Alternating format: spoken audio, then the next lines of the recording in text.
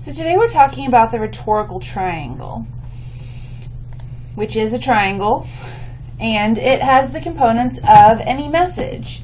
So you know, for a message to exist, you have to have a message that you are communicating. For that message to be communicated, you have to have someone who is making the message, who is sending the message, and you have to have someone receiving it. You can't have any kind of communication without something being communicated, but you also need the people on both sides. So if you have someone who's saying something but no one's listening, there's no communication. If you have someone listening and no one's saying it, there's no communication. So you have to have all three of these parts to have a communication and therefore to have an argument. The author, the argument itself, and the audience. Sometimes these are called the writer or the message, the reader, but you get the picture. Now, this rhetorical triangle with the components of any communication can also help us remember the classical appeals. So the first of those classical appeals is logos. Logos is associated with the argument corner of the triangle because it is dependent on the argument itself. Logos is the appeal to logic. It means that the argument is reasonable and it follows a logical progression. It doesn't matter who the author is or who the audience is for an argument to be logical. 2 + 2 = 4 no matter who is saying it, whether it is a famous mathematician or it's your little brother. Anyone, it doesn't matter what who is saying it, it matters what is being said.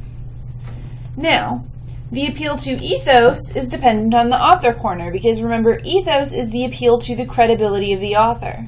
That has two components. So first off, we want to know that we can trust the author. They have good intentions. They're not trying to trick us. And second, we want to know that the author is knowledgeable.